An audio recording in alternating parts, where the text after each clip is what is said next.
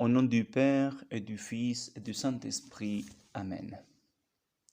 Nous célébrons aujourd'hui la solennité de l'épiphanie du Seigneur, la manifestation du Seigneur.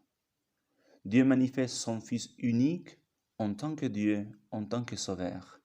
À tous les peuples, à tous les hommes, en tout temps, parce qu'il n'y a qu'un seul Sauveur, il n'y a qu'un seul chemin vers le ciel, parce que Dieu aussi veut que tous les hommes soient sauvés et parviennent à la connaissance de la vérité.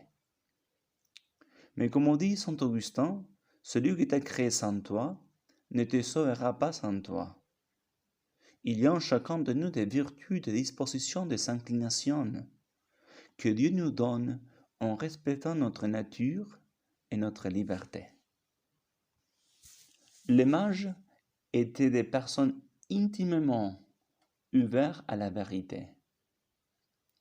Pour cela, ils se prosternèrent en adorant devant ensemble l'enfant dans les bras de sa mère.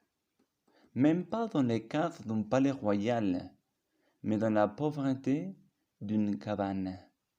Certainement, c'est le signe de l'étoile qui les en a persuadés.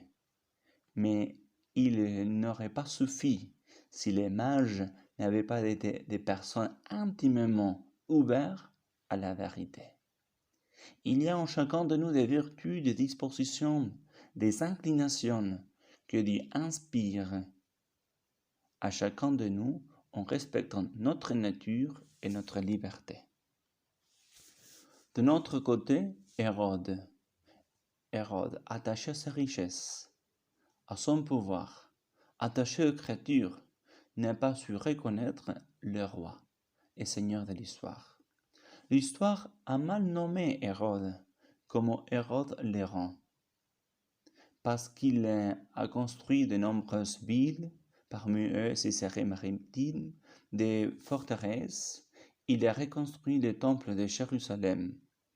Mais la chose plus grande que l'homme puisse faire est justement adorer Dieu. Mais Hérode non seulement n'a pas adoré le Christ, mais il a persécuté, c'est lui qui nous a porté la vie pour le tuer.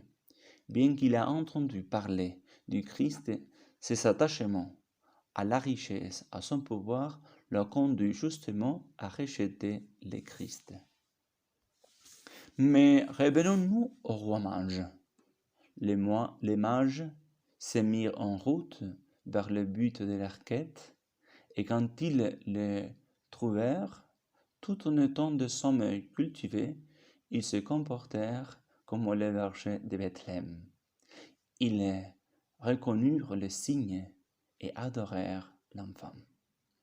Demandons la grâce d'être toujours docile à la vérité, de reconnaître le Christ et la grâce de l'adorer comme les bergers de Bethléem et les mages d'Orient. Au nom du Père et du Fils et du Saint-Esprit. Amen.